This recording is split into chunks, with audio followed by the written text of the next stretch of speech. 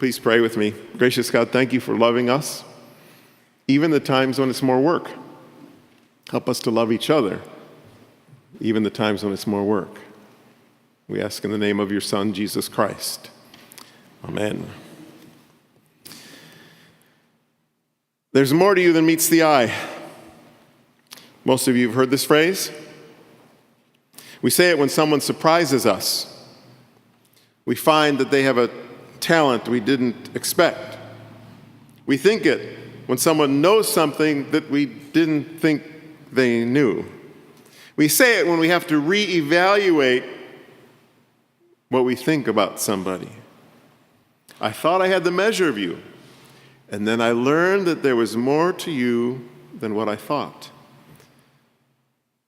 You're more significant than I thought?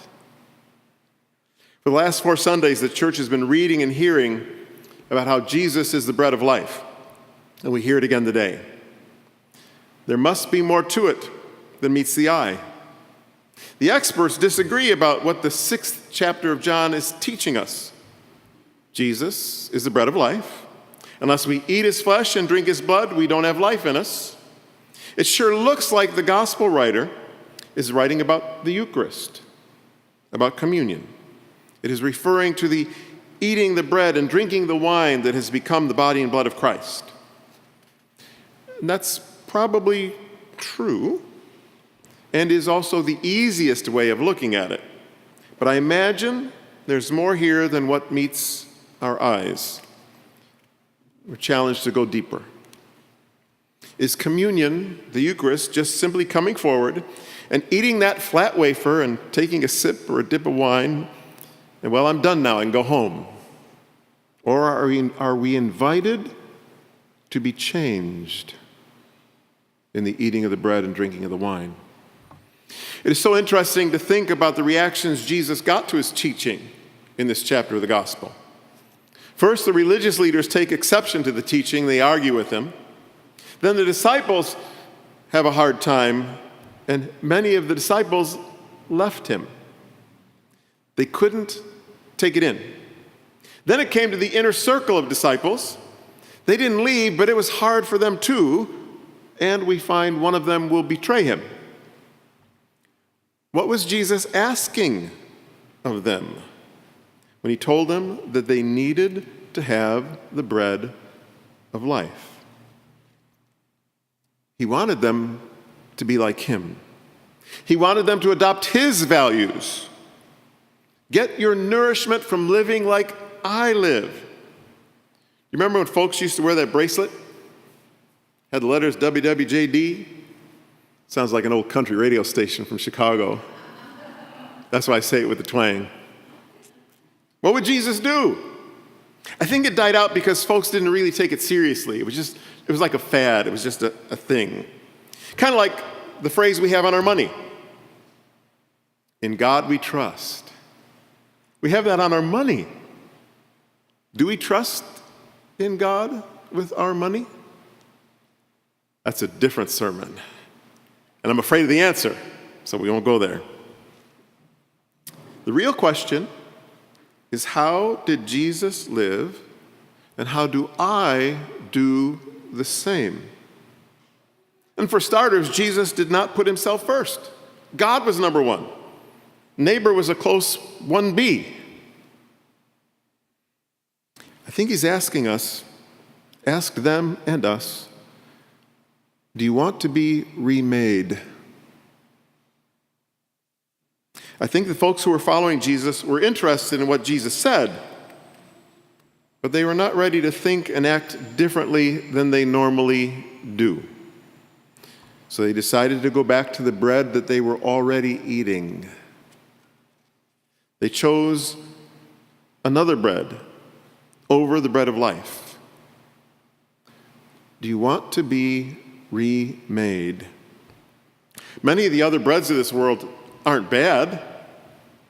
Being a good person is nice. That's an okay bread.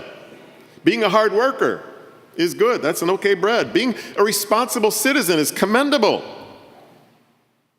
Some breads, not so good. This is bread of selfishness. There's the bread of self-righteousness. I can't say that without standing up straight. I'm number one. My decisions are what bring me life. What we believe is really important. And I'm not talking about what we say we believe. I'm talking about what we really believe. Because we all have our official beliefs, don't we? They're the beliefs that we tell others and even tell ourselves. And they're usually very nice. Jesus was getting to what we really believe, not our official beliefs. He was talking about the beliefs that show themselves in our actions, our words, and by the things that we say only to certain people. Jesus wasn't talking about the outer appearance of our beliefs, but our core. There needs to be more to us than meets the eye. And when Christ is in us, there's truth. There's truth in that there's more to us than meets the eye. When we try to survive on other bread, life can be empty and sometimes disastrous. In those cases, we can sure seem to be less than meets the eye.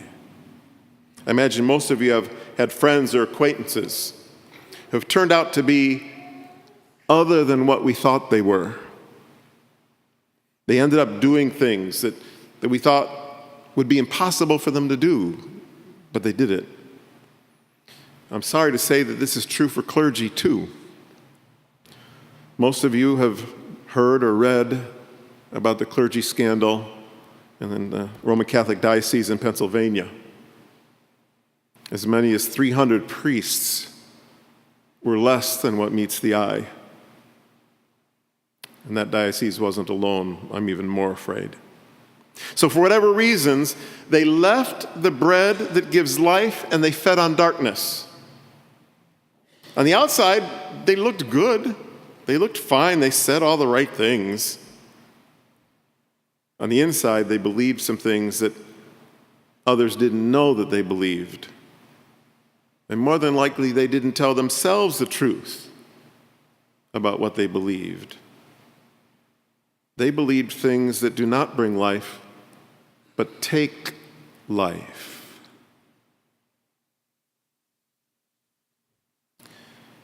We all have the capacity for fear. If we're honest, most of us have structured our lives to minimize fear. And some of those structures are quite fine, but some of them separate us from life. And the teachings of Jesus are kind of scary. He encouraged and encourages us to tell ourselves the truth about what we believe and what some of the consequences of that are. And he encouraged us to believe in him. At the time Jesus walked on the earth and lived out what is reported in our gospel, bread was the key ingredient to life. It was the staple. We have so much food, we've gotten away from that, and bread probably isn't as healthy as it was then. But what's the real staple of your life? What's really important?